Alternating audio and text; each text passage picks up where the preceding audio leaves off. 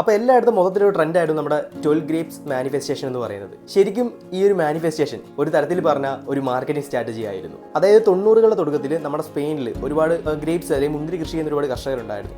അപ്പോൾ അവർ ഒരുപാട് മുന്തിരി ഇങ്ങനെ കൃഷി ചെയ്ത് വന്നപ്പോഴത്തേക്ക് ആ ടൈമിൽ അവരുടെ ബിസിനസ് കറക്റ്റായിട്ട് നടക്കാൻ വേണ്ടിയിട്ട് അവരൊരു കോൺസ്പിറസി തിയറി ഉണ്ടാക്കിയിടുകയാണ്. അതായത് പുതുവർഷ രാത്രിയിൽ നിങ്ങൾ 12 മുന്തിരി കഴിക്കുക എന്നുണ്ടെങ്കിൽ നിങ്ങളുടെ ആഗ്രഹങ്ങൾ അടുത്ത വർഷം, അതായത് ഈ വർഷം കഴിഞ്ഞ് പിന്നത്തെ വർഷം വരുമ്പോഴത്തേക്ക് നിങ്ങളുടെ ആഗ്രഹങ്ങളെല്ലാം സഫലമാവും എന്നൊരു കോൺസ്പിറസി തിയറി അവരൊരു മാർക്കറ്റിംഗ് സ്ട്രാറ്റജി ആയിട്ട് അവിടെയുള്ള മുന്തിരി കർഷകർ മൊത്തത്തിൽ പറഞ്ഞു വരുത്തുകയാണ്. അങ്ങനെ ഇതനുസരിച്ച് എന്താ ആ ഒരു ടൈമിൽ അവിടെ മുന്തിരിയുടെ വ്യാപാരം ഈ ഡിസംബർ മാസത്തിൽ ഒരുപാട് അവിടെ നടക്കുകയാണ്. അങ്ങനെ ഈ ഒരു മാർക്കറ്റിംഗ് സ്ട്രാറ്റജി പിന്നീട് ഒരു ഐതിഹ്യമായി മാറുകയും പിന്നുള്ള എന്താ ഈ പറയുന്ന രീതിയിൽ ട്രെൻഡ് ആവുകയാണ് ചെയ്തത്. അപ്പം മുന്തിരി കഴിച്ചവരൊന്നും വിഷമിക്കുകയൊന്നും വേണ്ട.